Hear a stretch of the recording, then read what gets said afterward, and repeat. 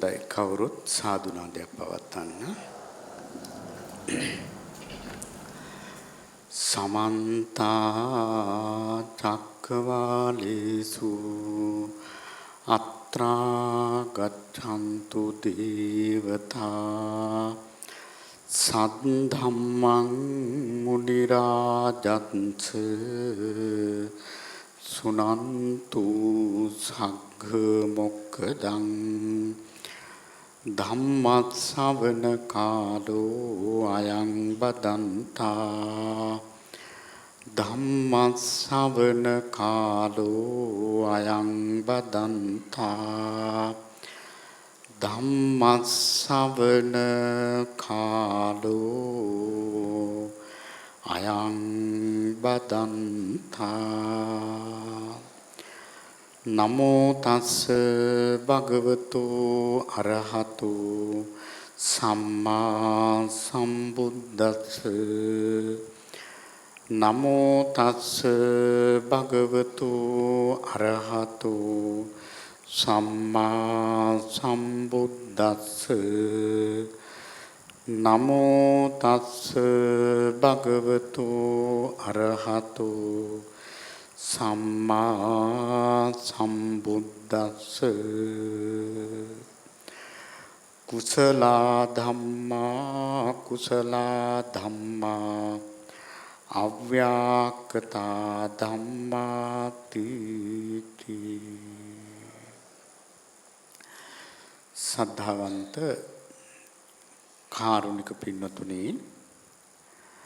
සෑම දිනම සූදානම් වන්නේ මහා කාරුණික ධර්මරාජානන් වහන්සේ ලොවට සැනසෙල්ල පිණිස දේශනා කොට වදාළ වටිනා දහම් පදයක් කාලේ පමණින් ශ්‍රවණය කරන්නටයි පින්වත් හැම දිනාගේම අපේක්ෂාව බලාපොරොත්තුව. ඉතින් ධර්ම දේශනාව සඳහා අද පින්නතුල්ලාට කියලා දෙන්නේ ධර්ම දේශනාව තුළින් ඊටාම වටිනා සූත්‍ර දේශනාවක්. මේ සූත්‍ර දේශනාවේ නම තමයි කීටාගිරි සූත්‍රය. සමහර විට පින්නතුල්ලා අහලා තියෙන්නත් පුළුවන්. අපේ බුදුරජාණන් වහන්සේ සාමාන්‍යයෙන් අවුරුද්දකට මාස 8ක් නැත්නම් 7ක් අනිවාර්යයෙන්ම චාරිකාවේ වැඩම කරනවා. ඒක තථාගත දිනචර්යාවේ කොටසක්. දැන් අද අපි වගේ එකම ආරාමයකට වෙලා එදා බුදුරජාණන් වහන්සේ වැඩ හිටියේ නැහැ. තථාගතයන් වහන්සේ නිතරම දේශනා කළේ චරත භික්ඛවේ චාරිකං. මහණෙනි චාරිකාවේ වැඩම කරන්න. ඉතින් එදා ධර්මය මුළු දඹදිව පුරාම ප්‍රචාරය කරේ පින්නතුනි චාරිකාවේ වඩිමින්. බුදුරජාණන් වහන්සේ සමහර අවස්ථාවල තනියෙන් වැඩම කරනවා. තවත් සමහර අවස්ථාවල භික්ෂු සංඝයා පෙරදරි කරගෙන භාගතුන් වහන්සේ චාරිකාවේ වඩිනවා.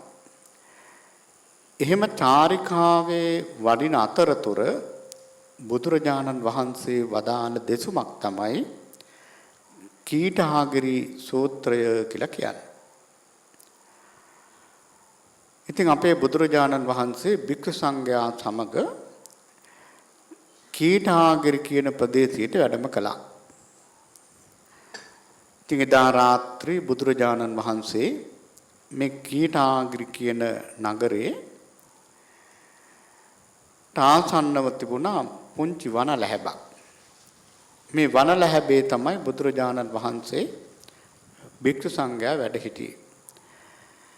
පින්නතුනේ මෙහෙම නවාතැන් ගන්නකොට භාග්‍යවතුන් වහන්සේ කාලය බලලා භික්ෂුන් වහන්සේලාටත් අනුශාසනා කරනවා. එතකොට විශේෂයෙන් මතක තියාගන්න ඕන මේ සූත්‍ර දේශනාව කරලා තියෙන්නේ ලෞතර බුද්ධ රාජ්‍යයට පත්වෙච්ච මුල්ම කාලේ. කියන්නේ අවුරුදු 20කට කලින්. එහෙම කියන්නේ බුදුරජාණන් වහන්සේ මේ වනලැහැබේ වැඩ ඉඳගෙන භික්ෂුන් වහන්සේලාට දේශනා කරනවා මහණෙනි මම දානය වළඳන්නේ රාත්‍රී ආහාරය නොගෙන. එතකොට බුදුරජාණන් වහන්සේ මුල් කාලේ සිකපදයක් තිබුණ නැති වුණාට භාග්‍යතුන් වහන්සේ හැමදාම දානය වැළඳුවේ රාත්‍රී ආහාරයෙන් තොරව. ඉතින් මේ සූත්‍රය දේශනා කරන කාලේ භික්ෂුන් වහන්සේලා රැයටත් පින්නපාති වඩිනවා. රාත්‍රී පින්නපාති වැඩම කරලා නොයෙක් අකරතැබ්බයන්ට මුහුණ දීපු අවස්ථාවක් තියෙනවා. සමහර අවස්ථාවල ගෙවල් වලින් විසි කරන ඉඳුල් වතුර පවා භික්ෂුන් වහන්සේලාගේ ඇඟට වැදිලා තියෙනවා මේ රාත්‍රී පින්නපාතේ යෑම නිසා. ඉතින් මේක මුල් කාලේ වරදක් හැටියට කවුරුත් දැක්කේ නැහැ. ඉතින් රාත්‍රියටත් පුහුදුන් ස්වාමීන් වහන්සේලා බොහෝ සෙයින් පින්නපාතේ වැඩම කළා. ඉතින් බුදුරජාණන් වහන්සේ මේ කීටාගිරි වනලැහැබේදී භික්ෂුන් වහන්සේලාට දේශනා කරන මහණෙනි මම දානය වළඳන්නේ රාත්‍රී ආහාරයෙන් තොරව. එහෙම දානය වළඳපුවාම කායික ශක්තියටත් බොහෝම හොඳයි. ඒ වගේම නිරෝගීකමටත් ඒක ලොකු දෙයක්. ඒ වගේම භාවනාවක් කරගන්න කෙනෙකුටත් රාත්‍රී ආහාරය ගන්න නැත්නම් ඉතා හොඳයි. ඒ වගේම භ්‍රමචර්යාවක් ආරක්ෂා කරන කෙනෙකුට ඉතාම වැදගත් රාත්‍රී ආහාරය ගන්න නැති එක. ඉතින් මේකේ ආනිසංස බුදුරජාණන් වහන්සේ මතක් කළා. භික්ෂුන් වහන්සේලා සදහැවත් භික්ෂුන් වහන්සේලා මුදුනින් මේක පිළිගත්තා. අනේ භාග්‍යතුන් වහන්සේ මෙතර ආනිසංස තියෙන මේ වැඩේ අපිත් කරනවා. අපිත් රාත්‍රී ආහාරයෙන් වළඳන්නේ නැතුව දානේ වළඳන්න පුරුදු වෙනවා කියලා යවවාදී බාරගත්තා. පහවදා පින්වතුනි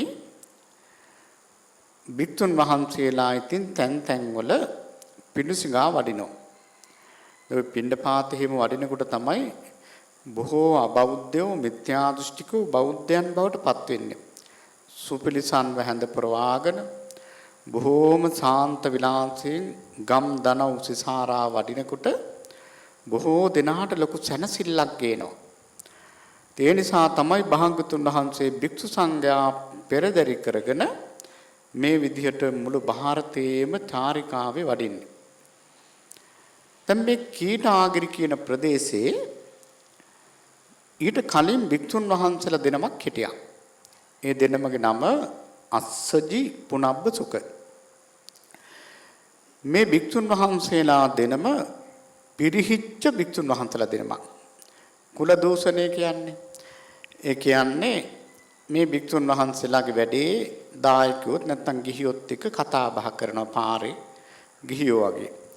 දැන් නානතනකින් යනකොට කවුරු හරි ගිහියෙක් නානවා නම් මේ භික්ෂුන් වහන්සේලා අහනවා නානවද කියලා. දැන් ওই ගිහි අය අහන්නේ. අන්න ඒ වගේමයි වැඩපිළිවෙල. හයියෙන් hina වෙනවා කතා කරනවා ගෙවල් වලට යනවා මල් පැල අරන් එනවා. ඉතින් ඒ මල් පැල හදනවා. ඕවා තමයි මේ භික්ෂුන් වහන්සේලාගේ වැඩ. එතකොට පින්නතුනේ මේ ප්‍රදේශයේම හිටපු දායකයෝ ජනතාවත් මේ භික්ෂුන් වහන්සේලාගේ මේ ක්‍රමයට හුරු වෙලා හිටියේ. අනේ දැන් මේ සිල්වත් ස්වාමීන් වහන්සේලා කීටාගිරි නගරයේ පිණ්ඩපාතේ වඩිනකොට මේ නගරේ ඉන්න මිනිස්සුන්ට මේක නිකන් අමුතු දෙයක්. මේ නිකන් ලෙඩ වගේ මොකද බිම් බලාගෙන යන්නේ. කතා කරන්නෙත් නැහැ. කිසිගත් මේ අපිත් එක්ක hina වෙන්නේවත් නැහැ. බිම් බලාගෙන මොකද මේ ලෙඩ වගේ. අපේ කීටාගිරි භික්ෂුන් වහන්සේලා දෙනම නම් කොච්චර හොඳයිද. අපිත් එක්ක හොඳට hina වෙනවා කතා කරනවා සුව දුක් ਵਿਚාරනවා. ඉතින් අප හැදුනා. බලන්න ආශ්‍රයක තියෙන ස්වභාවය. ඉතින් මේ සුසිල්වත් භික්ෂුන් වහන්සේලාට ආරංචි වුණා මේ ප්‍රදේශයේ භික්ෂුන් වහන්සේලා දෙනමක් ඉන්නවා. පාර හොයාගෙන අර සීලවන්ත ස්වාමීන් වහන්සේලා කීටාගිරි ආරාමයට වැඩම කළා. වැඩම කරලා මේ ආගන්තුක භික්ෂුන් වහන්සේලා කියනවා "හැවැත්නි ඔබ වහන්සේලා දන්නේ නැද්ද? මේ ප්‍රදේශයේ බුදුරජාණන් වහන්සේ වැඩම කළා ඉන්නේ. නෑ අපි දන්නේ නැහැ කිව්වා. ඉතින් අර භික්ෂුන් වහන්සේලා කියනවා ඊයේ රාත්‍රී භාගතුන් වහන්සේ අපට මසුරන් වටින අවවාදයක් දුන්නා. ඒ අවවාදය අපි ඔබ වහන්සේලා දෙනමටත් මතක් කරන්නම් කියලා කියනවා. තථාගතයන් වහන්සේ වදාලා මේ රාත්‍රී ආහාරයෙන් වැළකීලා ඉන්නකොට නිරෝගීකමට හොඳයි. භ්‍රමචර්යාව ආරක්ෂා කරගන්නත් එක පහසුවක්. භාවනා කරගන්න කෙනෙකුටත් එක ලොකු දෙයක්. විවේකයටත් හොඳ දෙයක්. කායික මානසික සැනසෙල්ලට එක ලොකු දෙයක්. ඒ නිසා අපි දැන් රාත්‍රී ආහාරයෙන් තොරව තමයි වළඳන්නේ කිව්වා. ඔබ වහන්සේලා දෙනමත් ඒ අවවාදේ බාර ගන්න කිව්වා. ඒ වෙලාවේ මේ අස්සජි පුනබ්බසුක භික්ෂුන් වහන්සේලා දෙනම කියනවා නෑ අපිට ඒක අදාළ නෑ. අපි නම් ඉතින් කෑම ගන්නේ බඩගිනි විච්ච වෙලාවට තමයි. අපිට ওই අනුශාසනාව හරියන්නේ නෑ. අපිට බඩගිනි විච්ච වෙලාවට කෑම කාලා ඔය කියන ආනිසංස ඔක්කොම ලබන්න පුළුවන් කියලා කිව්වා. බලන්න ඉතින් බුදුරජාණන් වහන්සේ ජීවමානව වැඩ ඉන්න කාලෙත් මෙහෙමනම් ඉතින් දැන් ගැන කියන්න දෙයක් නැහැනේ. ඉතින් දැන් මේ භික්ෂුන් වහන්සේලාට කීප වතාවක් අර සීලවන්ත ස්වාමීන් වහන්සේලා මතක් කරනවා පිළිගත්තෙම නැහැ. ඉතින් අන්තිමට මේ සුසිල්වත් භික්ෂුන් වහන්සේලා භාගතුන් වහන්සේ ළඟට වැඩම කරලා කියා සිටියා ස්වාමීනි මෙන්න මේ ප්‍රදේශයේ ඉන්නවා භික්ෂුන් වහන්සේලා දෙනමක් මේ දෙනම හරි අමුතුම જાතිය දෙනමක්. දැන් අද වුණත් පින්නතුනේ අපේ සංඝයා අතර තියෙන දෙයක් තමයි කොහේ හරි විහාරස්ථානයක් පිරිහිලා නම් මොන හරි ප්‍රශ්න තියෙනවා නම් කියන්නේ ආපෝ ඒක කීටාගිරිය වගේ කියලා හාමුදුරුවෝ කියන්නේ. ඒ කියන්නේ අදටත් ඒ කීටාගිරිය කියලා කියන්නේ පිරිහිච්ච ප්‍රදේශයකට. එතකොට දැන් මේ බුදුරජාණන් වහන්සේ ළඟට ගිහලා මතක් කරනවා ස්වාමීනි මේ භික්ෂුන් වහන්සේලා දෙනමට අපි අවවාද කරා. ඔබ වහන්සේ යෙදීපු අවවාදය අපි කිව්වා ඒගොල්ලෝ ගණන් ගත්තේ නැහැ. ඉතින් බුදුරජාණන් වහන්සේ වදාලා එහෙනම් කීටාගිරි භික්ෂුන් වහන්සේලා දෙනමට එන්න කියන්නේ. ඉතින් ඒ දෙනම ආවා. දැන් සදහැවත් භික්ෂුන් වහන්සේලා එක පැත්තක ඉන්නවා කීටාගිරි දෙනම එක පැත්තක ඉන්නවා. ඉතින් බුදුරජාණන් වහන්සේ ඇහුවා අසවදාලා මහණෙනි ඇත්තද මේ කියන කතාව? එහෙමයි භාගතුන් වහන්සේ. මොකද භාගතුන් වහන්සේ ඉදිරි බොරු කියන්න බෑනේ. තථාගතයන් වහන්සේ ඉදිරියේ කාටවත් බොරු කියන්න බෑ. මේගොල්ලෝ එක පිළිගත්තා. පින්නතුනි බුදුරජාණන් වහන්සේ විනය අට කතාවේ තියෙනවා පස්වෙනුව ප්‍රධානම සිකපදයක් පනවනවා නම් පරාජිකා හැතෙරින් හතර ඇරෙන්න ඊළඟට තව එකක් පනවනවා නම් උන්වහන්සේ පනවන්නේ මෙන්න මේ විකාල භෝජන ශික්ෂාපදය කියලා. ඒ තරම්ම දරුණු ශික්ෂාපදයක් හැටියට තමයි විනය පිටකේ පෙන්වන්නේ. දැන් මේ පින්නතුල්ලා වුණත් සිල් සමාදන් වෙලා ඉන්න මේ අවස්ථාවේ දැන් දානේ වන්දලා ඉවරුනහම දැන් අපිට ලොකුට දත් මදින්න අවස්ථාවක් නැති නිසා හොඳට කට හොදලා මේ වතුර ටික එක්ක ගිලින්න ඕන නැත්නම් විසි කරන්න ඕන. දත්වලවත් සාමාන්‍යයෙන් ආහාරයක් තියාගන්න හොඳ නැහැ. දැන් ඉස්සර හිටියා රෝමන්තක කියලා භික්ෂුවක් විනය පිටකයේ තියෙනවා. අන්න ඒ භික්ෂුන් වහන්සේට නම් මේ විකාල භෝජනාපත්තියෙන් ඇවැත් වෙන්නේ නැහැ. මොකද උන්වහන්සේගේ කර්මයක් නිසා අර මේ රෝමන්තක භික්ෂුව දානේ වන්දලා රාත්‍රී කාලයට ඒව උගරට අරන් නැවත හපනවා. ඒක කර්මයක් නිසා විච්ච දෙයක්. අර ගවයෝ හරක් එහෙමනේ. හරක් වල් කාලා රාත්‍රී කාලයේ ගාලට වෙලා නැවත ඒවා ඉඳගෙන හපනවා. අන්න ඒ වගේ කර්මානුරූප විච්ච භික්ෂුවක් තමයි ඔය රෝමන්තක කියන භික්ෂුව. ඉතින් බුදුරජාණන් වහන්සේ වදාලා ඒකට කරන්න දෙයක් නැහැ. මේ භික්ෂුන් වහන්සේගේ කර්ම විපාකයක්. ඒ නිසා උන්වහන්සේටම විකාල භෝජනෙන් ඇවැත් වෙන්නේ නැහැ. එහෙමනම් මේ ගිහි පින්නතුන්ලා දැන් විකාල භෝජන ශික්ෂාපදේ මේ සමාදන් වෙලා ඉන්නවා. ඉතින් අපි හිතමු දතට හරි ආහාර ටිකක් තිබිලා ඒක 2ට 3ට නැත්තම් 12න් පස්සේ ඒකේ ආහාරයේ රසට දැනිලා ඉතින් උගරෙන් පහලට ගියොත් පින්නතුනේ ඇත්තටම විකාල භෝජන ශික්ෂාපදේ කැඩෙනවා. මේක අචිත්තක ආපත්‍යක්. ඒ කියන්නේ සිත නැතුව වුණත් කෙරෙන්න පුළුවන්. එහෙමනම් දැන් බුදුරජාණන් වහන්සේ මේ කතාව අහලා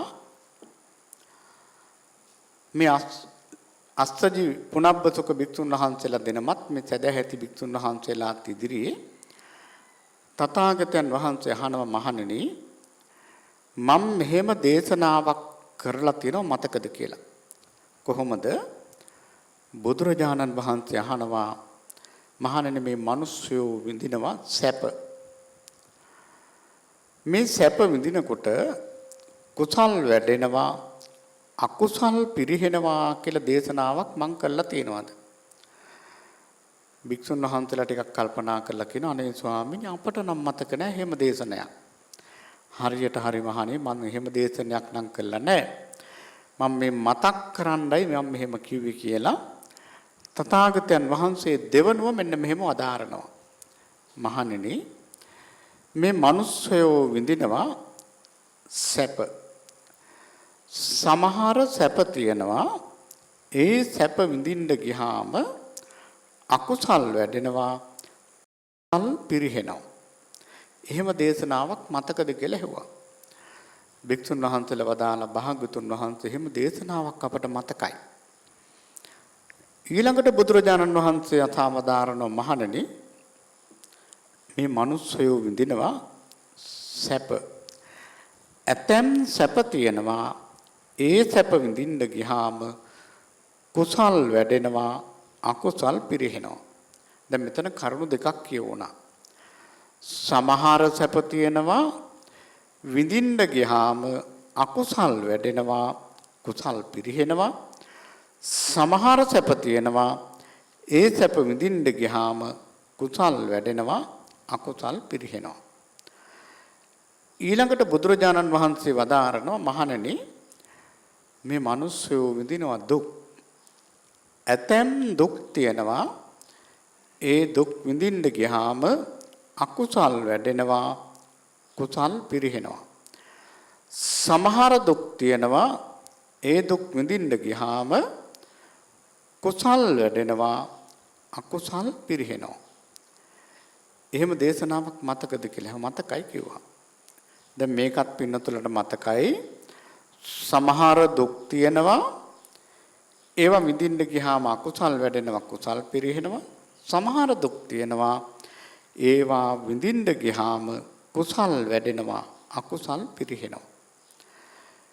ඊළඟට බුදුරජාණන් වහන්සේ වදාරනවා සමහර මධ්‍යස්ථ වේදනා තියෙනවා. සමහර මධ්‍යස්ථ වේදනා තියෙනවා ඒවා සැපත් නෙවෙයි දුකත් නෙවෙයි උපේක්ෂා විඳීම්. මේ විඳීම් විඳිනකොට අකුසල් වැඩෙනවා කුසල් පිරිහෙනවා. සමහර විඳීම් තියෙනවා ඒවා විඳින්න ගියාම සමහර උපේක්ෂා විඳීම් තියෙනවා ඒවා විඳිනකොට කුසල් වැඩෙනවා අකුසල් පිරිහෙනවා. එතකොට මෙතන කරුණු 6ක් කියවුණා.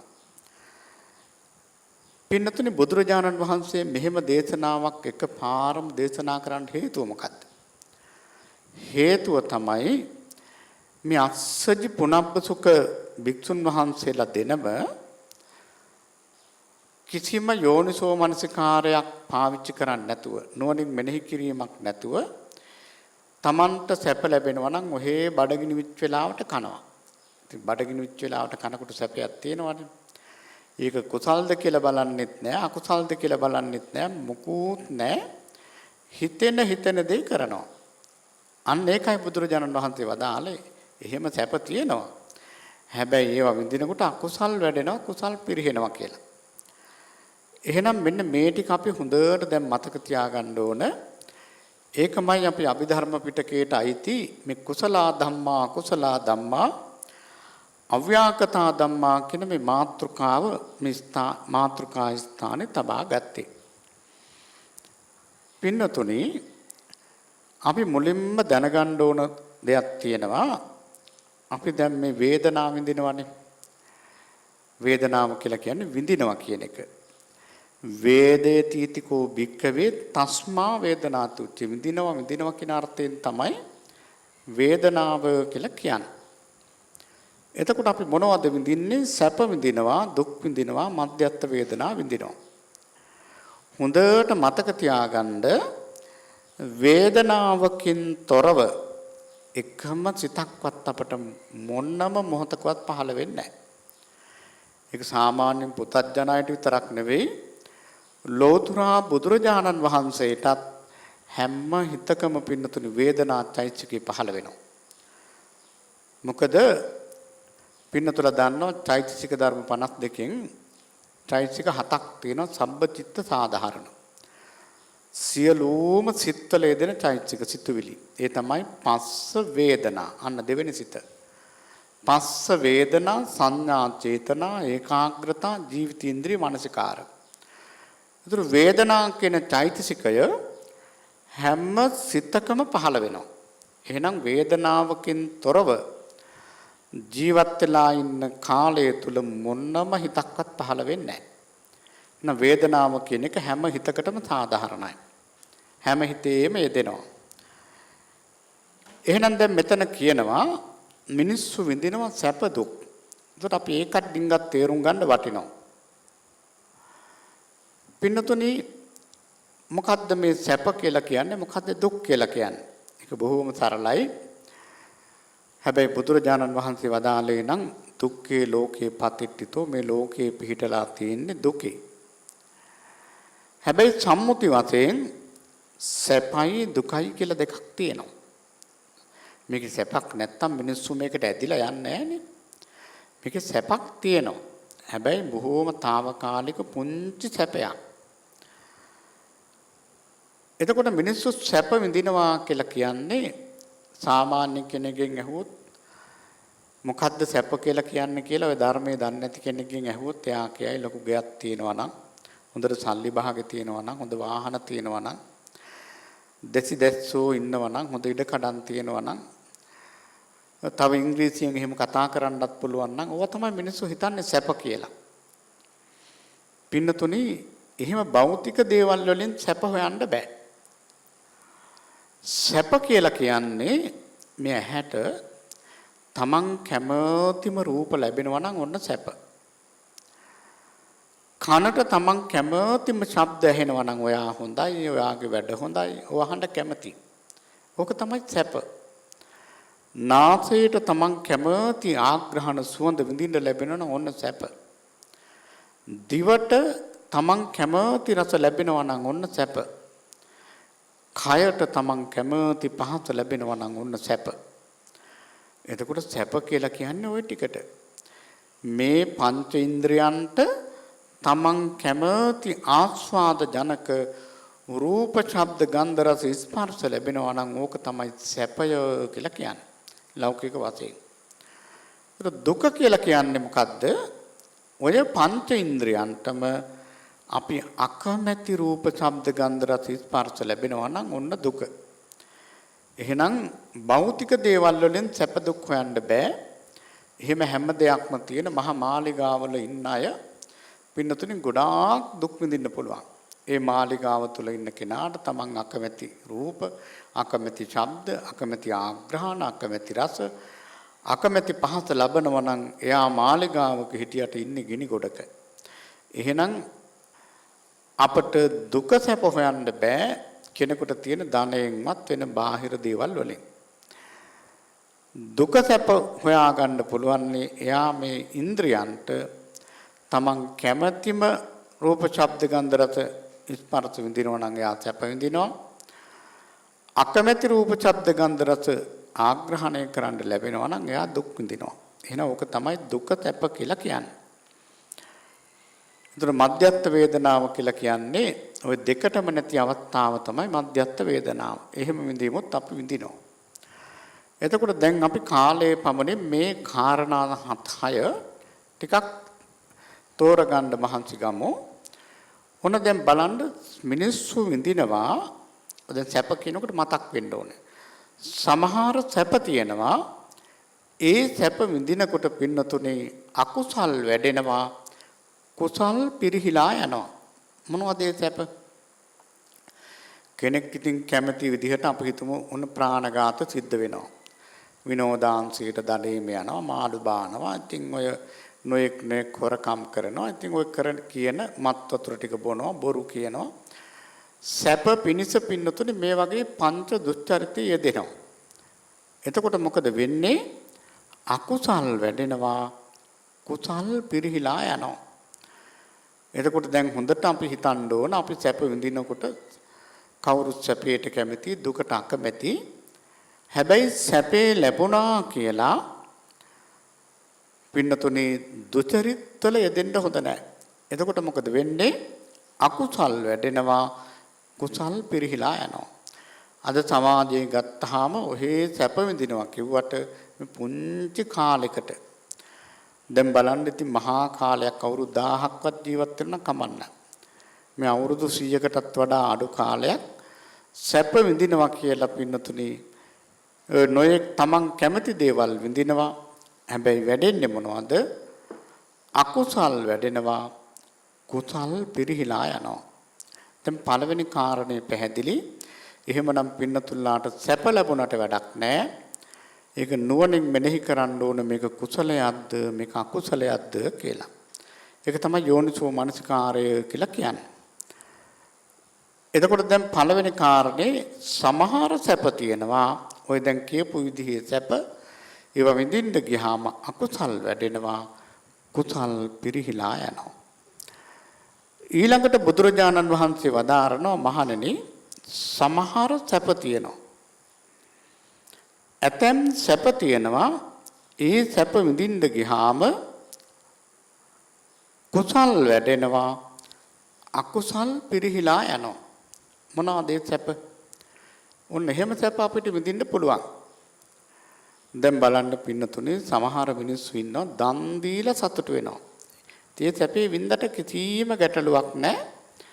මොකද ඒකෙන් කුසල් වැඩෙනවා කුසල් පිරිහෙනවා. තව සමහර අය ඉන්නවා සිල් රැකලා සතුටු වෙනවා.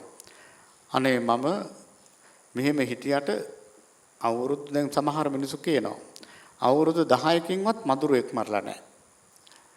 මම ඇල්පෙනිත්තක දෙයක් හොරකම් කළා නැහැ මගේ දරුවෝ පෝෂණය කරන්න. එහෙම සතුටු වෙන අය නැද්ද? ඉන්නවා. එතකොට බලන්න පින්නතුනි කුසල් කරලා සතුටු වෙනවා. එහෙම සැප විඳින්න කියනවා. මොකද ඒකෙන් කිසි අවුලක් නැහැ. ඒකෙන් වැඩෙන්නේ කුසල් වැඩෙනවා කුසල් පිරිහිනවා. ඊළඟට බලන්න සමත භාවනාව දියුණු කරලා නීවරණ යටපත් කරලා පුදුම සමාධි සැපයක් විඳින අය ඉන්නවා. සමහරුන්ට ඒ පරියන්කේ නැතුවම බෑ. මොකද ඒ තරම් සනසිල්ලක් ලැබෙනවා භාවනා කිරීමෙන්. එතකොට බලන්න පින්නතුනේ එහෙම සැප විඳින්න කිව්වා විඳට කමන්නේ. ඒ සැප විඳින්න කුසල් වැඩෙනවා කුසල් පිරිහෙනවා. දැන් බලන්න සමහර අය පින්නතුනේ හොඳට වන්දනා කරලා පිරිච්චියලා බුදු ගුණ වඩලා සතුට වෙනවා. ඒ සැප විඳින්න කිව්වා. මොකද ඒ සැප විඳට කමන්නේ. ඒ සැප විඳිනකොට කුසල් වැඩෙනවා අකුසල් පිරිහිලා යනවා. ඉතින් එහෙමනම් දැන් බලන්න අපට සැප විඳින්න පුළුවන්. ඒ සැප විඳින්න කුසල් වැඩෙනවා. එතකොට දැන් මෙතන කරුණු දෙකක් කියවුණා. සමහර සැප තියෙනවා ඒවා විඳිනකොට අකුසල් වැඩෙනවා කුසල් පිරිහෙනවා. සමහර සැප තියෙනවා ඒවා විඳිනකොට කුසල් වැඩෙනවා අකුසල් පිරිහිලා යනවා. ඊළඟට බුදුරජාණන් වහන්සේ වදාරනවා මහණෙනි මේ මිනිස්සුયો විඳිනවා සමහර දුක්. මේ දුක් විඳින්න ගියාම අකුසල් වැඩෙනවා කුසල් පිරිහෙනවා. දැන් බලන්න සමහර අය ඉන්නවා මුළු ජීවිතේම දුක් විඳින්නේ. හැබැයි කුසලයක් කියලා එකක් කෙරෙන්නේවත් නැහැ. සමහරු බලන්න අවකාශයේ මාළු බානවා. තව සමහරු දුක් විඳගෙන හොරකම් කරනවා. ඊළඟට දුක් විඳගෙන මත් වතුර පෙරනවා මත් වතුර බොනවා. ඒක කොච්චර දුක් විඳගෙන අකුසල් කරන අය ඉන්නවද? එතකොට බලන්න පින්නතුනේ විඳින්නේ දුකක්. හැබැයි යාට වැඩෙන්නෙත් මොනවද? අකුසල්. කුසලයක් කියලා එකක් ඇති වෙන්නේම නැහැ. අන්න ඒකට තමයි බුදුරජාණන් වහන්සේ වදාළේ. ඇතැම් දුක් තියෙනවා. ඒ දුක් විඳිනකොට අකුසල් වැඩෙනවා කුසල් පිරිහිලා යනවා. ඊළඟට පින්නතුනේ සමහර දුක් තියෙනවා. ඒ දුක් විඳින්න ගියාම කුසල් වැඩෙනවා අකුසල් පිරිහිලා යනවා. දැන් බලන්න මොනවද මේ දුක්? ඒ දුක් විඳලා ඉතින් කමන්නේත් නැහැ. මොකද කුසල් වැඩෙනවනේ. දැන් බලන්න සමහර අය ඉන්නවා දුක් විඳගෙන දන් දෙන අය නැද්ද? ඉන්නවා. දැන් අපිට මේ ස්ථානේ වුණත් අත්දැකීම් තියෙනවා සමහරු ලොකු දුකක් විඳගෙන පින්නතුනේ මේ කුසල් කරන්නේ. සමහර වෙලාවට බොහොම අමාරුවෙන් සල්ලි එකතු කරගෙන තමන් පුංචි රැකියාවක් කරලා ගෙදරක වැඩ කරලා හරි තමන් පුංචි දෙයකින් යැපිලා පුංචි තැනක ඉඳගෙන දාන දෙන දවසට මහා දානපතනියක් වගේ ප්‍රණීතව දන් දෙනවා. සද්ධාවෙන් දන් දෙනවා. අර බලන්න මහා දුකක් විඳිනවා. හැබැයි ඒ දුක් විඳට කමන්නේ එයාට ඒ විඳීම දුක් විඳීම තුළ කුසල් වැඩෙනවා අකුසල් පිරීලා යනවා. තව සමහර අය ඉන්නවා පින්නතුනි දුක් විඳගෙන සිල් රකින්න. හරිම අමාරුවෙන් ජීවත් වෙන්නේ. හරියමන් රැකියාවක් නැහැ. ඔන්න කවුරු හරි රැකියාවක් දෙනවා මත් පැනට සම්බන්ධ රැකියාවක්, සත්ව ඝාතනයට සම්බන්ධ රැකියාවක්, අධාර්මික රැකියාවක්. එයා ඒක කරන්නේ නැහැ. ඒකෙන් ලොකු මුදලක් ලැබෙනවා. අනේ මගේ දරු පවුල මම මෙහෙම පෝෂණය කළ වැඩක් නැහැ. මේක මහා අපරාධයක් කියලා එයා ආපහු කුලී වැඩ කරනවා, මහන්සි වෙනවා, දුක් විඳගෙන සිල් රකින්නවා. එහෙම කමක් නැහැ කිව්වා. මොකද ඒකෙන් කුසල් වැඩෙනවා අකුසල් පිරිහෙනවා. ඊළඟට බලන්න පින්නතුන දැන් ඔය දුක් විඳගෙනම අකුසල් කරගන්න නැත්නම් එදා බුද්ධ කාලේ හිටියා. දැන් ඔය නොයේ කුර්ත සමාදන් වෙච්ච අය මොන දුකක් විඳිනවද? පුදුමාකාර දුකක් විඳින වැඩෙන කුසලයක් නැහැ. දැන් ඔය අත්තකිලමතාන යෝගේ බලන්න පුදුම දුක් විඳින අය අදටත් ඉන්දියාවේ ඉන්නවා. දැන් බලන්න සීත කාලේ ඇඳුමක් අඳින්න නැතුව නිවස්ත්‍රව ඉන්නවනේ. වැඩෙන්නේ මොනවද? අකුසල් වැඩෙනවා, කුසල් පිරිහෙනවා. එතකොට දැන් පින්නතුලට දැන් පැහැදිලි සමහර දුක් තියෙනවා. ඒවා විඳින්න ගියාම කුසල් වැඩෙනවා, අකුසල් පිරිහිලා යනවා. ඒ දුක් තමයි දුක් විඳගෙන ඔය දම්පින්කම් කරනවා. සමහර ස්වාමීන් වහන්සේලා ඉන්නවා ඈත අරණිවල ගොඩාක් දුර එන්න ඕන පින්න පාතේ. දුකක් විඳිනවා. දුතහාංග සමාදන් වෙලා. ඉතින් කෙනෙකුට පේනවා මහා දුක්ඛිත ජීවිතයක්. ඒක කමක් නැහැ කිව්වා. මොකද ඒකෙන් වෙන්නේ කුසල් වැඩෙනවා, අකුසල් පිරිහිලා යනවා. එතකොට දැන් ඒ කාරණා දෙකත් පැහැදිලි. ඊළඟට පින්නතුනි සමහර මධ්‍යස්ථ වේදනා තියෙනවා. ඒ වේදනාව විඳින්න ගියාම අකුසල් වැඩෙනවා, කුසල් පිරිහෙනවා. ඕක හොඳට මතක තියාගන්න. සමහර අයගේ තියෙන පොඩි දෘෂ්ටියක්. අපි වැරදි කරන්නේ අපි මධ්‍යස්ථව ඉන්න අය. ඒ නිසා අපි පන්සල් යන්න ඕනේ, සිල් ගන්න ඕනේ.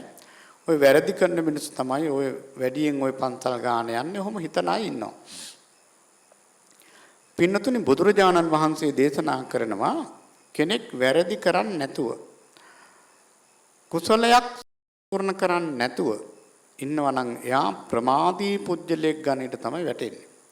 එහෙනම් දැන් කාටවත් වැරදි නෑ මධ්‍යස්ථ වෙන්නේ මධ්‍යස්ථ වේදනාව වින්දා කියලා. පින්නතුනි ඒකෙන් එයාට කුසලයක් නම් සිද්ධ වෙන්නේ නෑ. ඒකෙන් වෙන්නේ අකුසල් සිද්ධ වෙනවා. අකුසල් වැඩෙනවා, කුසල් පිරිහිලා යනවා. ඒ නිසා කුසලයකම යෙදෙන්න ඕන. ඔය මධ්‍යස්ථ වේදනාව බොහෝ සෙයින් යන්නේ ඒකෙන් අවිද්‍යාව තමයි පෝෂණය වෙන්නේ. දැන් සැප වේදනාව විඳිනකොට රාගය ඇති වෙනවා. දුක් වේදනාව විඳිනකොට ද්වේෂය ඇති වෙනවා. මධ්‍යස්ථ වේදනාව විඳිනකොට ධර්මයේ දක්වන්නේ අවිද්‍යාවයි වැඩෙන්නේ. අවිද්‍යාව කියලා කියන්නේ ඉතින් පින්නතුනේ මේ සසරට හේතුවක් මේ අවිද්‍යාව. එහෙනම් මධ්‍යස්ථ වේදනාව ධර්මයෙන් තොරව විඳිනකොට එතන වැඩෙන්නේ පින්නතුනේ අවිද්‍යාව. ඊළඟට සමහර මධ්‍යස්ථ වේදනා තියෙනවා. ඒවා විඳිනකොට කුසල් වැඩෙනවා, අකුසල් පිරිහිලා යනවා.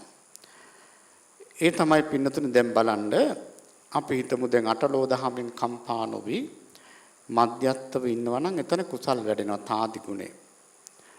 ඊළඟට භාවනාවක් කරන කෙනෙක් ඒ තමන් ලැබපු සමාධිය පිළිබඳව උපේක්ෂාවෙන් බලනවා. විපස්සනාවෙන්. අන්න බලන්න. එතන කුසල් වැඩෙනවා. අකුසල් පිරිහිලා යනවා. ඉතින් එහෙමනම් පින්නතුල්ලා මේ දේශනාවෙන් හොඳට මතක තියාගන්න ඕන දේ තමයි අපි වේදනාවකින් තොරව එක තප්පරයක්වත් ගත කරන්නේ නැහැ.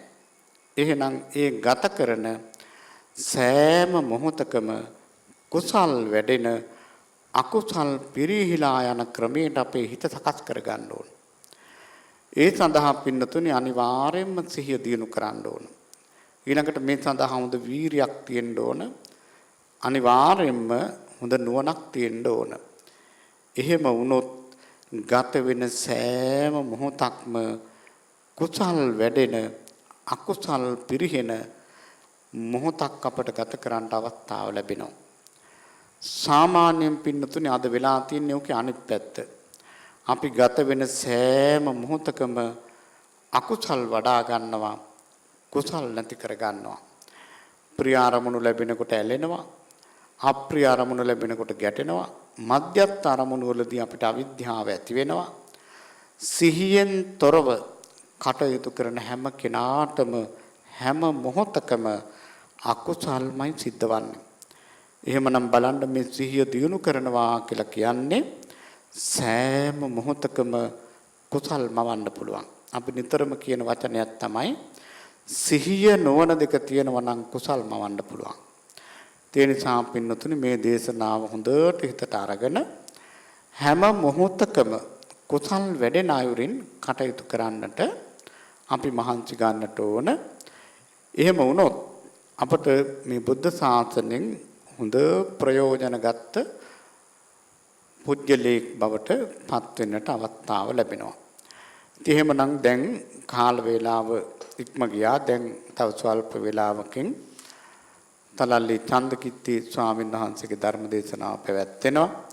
ඒ නිසා පින්වත් හැම දිනාටම කුසල් සිතින්ම කටයුතු කරන්නට මොන වේදනාව වින්දත් කුසල් සිතින් කටයුතු කරන්නට මේ දේශනාවත් යම් අත්ලක් වේවා කියලා අපි ප්‍රාර්ථනා කරනවා.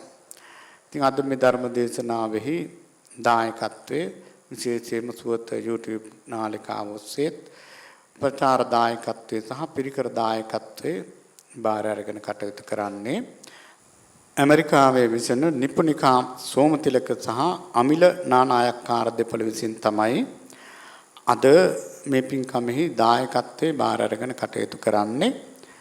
මේ දෙපළට ඒකාන්තයෙන් මේ කුසලයේ මහත්ඵල වේවා, මහානිසංස වේවා, නිවන් පිණිස වේවා කියලා ප්‍රාර්ථනා කරනවා.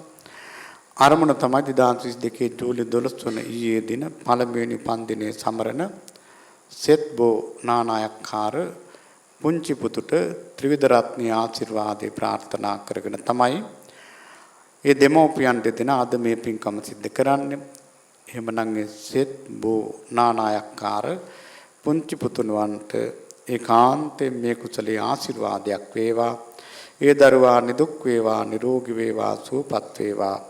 ඉදිරි කාලේ ලොකු මහත් වෙලා අධ්‍යාපනය හදාරලා රටට ජාතියට ආගමට වැඩදායි පුණ්‍යවන්ත දරුවෙක් හැටියට කටයුතු කරන්නට මේ කුසලයේ උපකාර වේවා කියලා ප්‍රාර්ථනා කරනවා. ඒ වගේම මහා සංඝරත්නයට සෙත් ප්‍රාර්ථනා කරනවා. දෙමව්පියන්ටත් මල්ලීට සහ නංගීට කායික මානසික සුවපත් භාවය ලැබේවා කියන ඒ උතුම් ප්‍රාර්ථනාව තියෙනවා. පින්වත් ශිරෝමණී වික්‍රමනායක මහත්මයා, සෝමතිලක මහත්මයා, ඒ වගේම මේ දරුවන් අනිත් දරුවන් දෙදෙනා ඇතුළේ හැම දෙනාටම නිදුක් නිරෝගී භාවයේ චිරජීවනයේ වේවා කියලා ප්‍රාර්ථනා කරනවා. ඒ වගේම සිල් සමාදන් වෙලා සිටින සියලුම සිල් පිරිසේ හැම දිනාටමත් නිදුක් නිරෝගී භාවයේ චිරජීවනය චතුරාර්ය සත්‍ය දක්වා මේ කුසල් උපකාර වේවා කියලා ප්‍රාර්ථනා කරනවා. එහෙමනම් පින්නතුනි දැන් රැස් කරගත් දාර පුණ්‍ය ශක්තිය අපවත් ශාසනයත් ආරක්ෂා කරන අල්පේ ශාක්‍ය මහේ ශාක්‍ය සියලු දිව්‍ය රාජ මණ්ඩලයට ඒකාන්තයෙන් මේ කුසල් නිවන් පිණිසම වේවා කියලා ප්‍රාර්ථනා කරනවා.